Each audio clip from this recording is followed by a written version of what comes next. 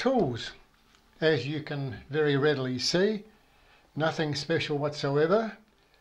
We'll go over them very quickly, but I'll explain them more in depth when we go to use them. Probably the most important thing here today would be this fairly heavy flat plate. As you can see, 5 kilos, 11 pound.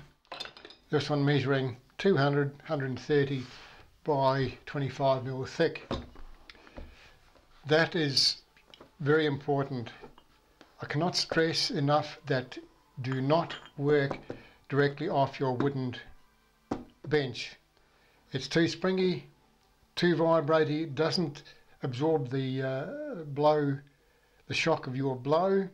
It wants to bounce back at you, requiring more effort, and so on. On your steel plate, place your housing on there to tap your bearing in. If you don't have access to a steel supplier, you can't borrow one, you can get away with using a heavier vise, not this one. We're working inside to keep as clean as possible. You'll have a heavier vise out in your garage. You can use it to work on the top of here or on the anvil. Just set your housing on there like that.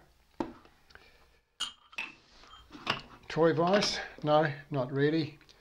Probably the most important thing here is the jaws are a nice right angle or 90 degrees. Only be used a couple of times to lightly hold one of the housings, so enabling you to knock the bearing out. That's about all. Make or modify, the old story again.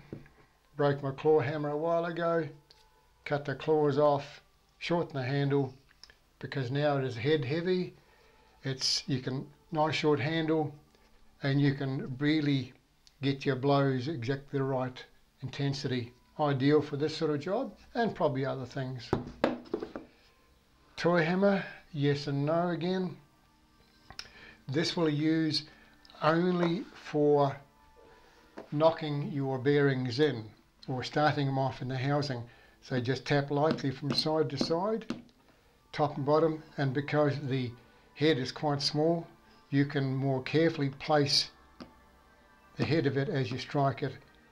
At all costs, avoid hitting the center of your center race, because it will transmit the shock with the load through onto your ball and turn onto your outer race. And if you hit it hard enough, it will make a minute indentation in both your inner and outer races, which will kick up a vibration and therefore shortening the life of your bearing. 12-inch shifter. What on earth is you going to use a 12-inch shifter? I don't like using, I haven't used one, I've never bought one, but I don't like it because a piston stopper to hold your crank steady, to undo your nuts. A lot of load goes on just a small area on the crown of your piston when you put the load on to crack your nuts. 12-inch shifter onto your clutch adapter like that, just locate it on there. Handle of shifter on the bench, rotate your barrel around to undo.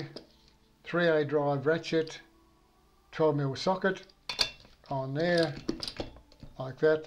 Heater hose, because you will hit the edge of your hand. Instead of grunting and trying to undo it by pushing on it, just whack it very sharply with the edge of your hand, and it'll crack the nut and away you go. 1/2-inch drive socket and extension. As you can see, this has got hammer marks on it, having been used numerous times as a punch or a drift. Even ground the end of it down there so it's nice and flat. In this instance, a 13/16 socket, slightly smaller outside diameter than your bearing, so when you knock your bearing in, the edge of the socket won't damage the recess where your bearing is going into.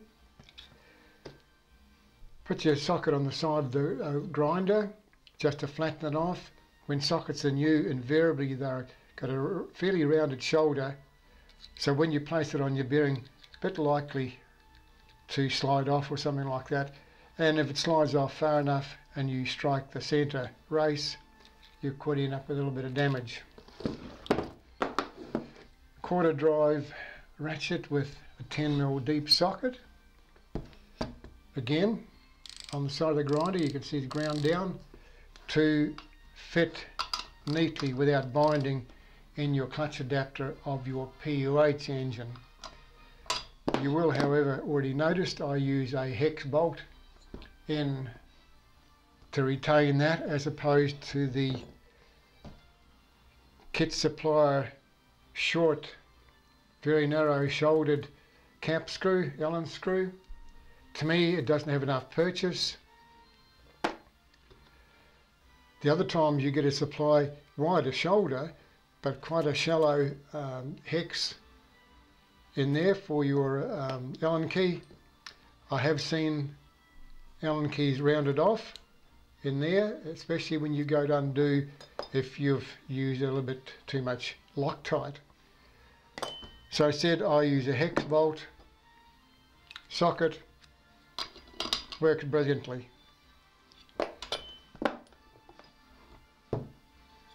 Your homemade puller, 300mm long by 25 wide by 5mm thick. Slight taper on your centre bolt so it sits nicely, neatly in the recess in the taper in your crank. So just in the off chance that it slides off and damages the ends of your thread there, taper your bolt, it'll sit in there. Other piece of metal, you'll see it's got cutaways in there. They are there to undo your starter dog on your PUH engine. Once you undo that, get your puller on there. Also that end, just bolt them down and crack your nut, your bolt in there. I don't have long Allen keys. I've had these ones for years.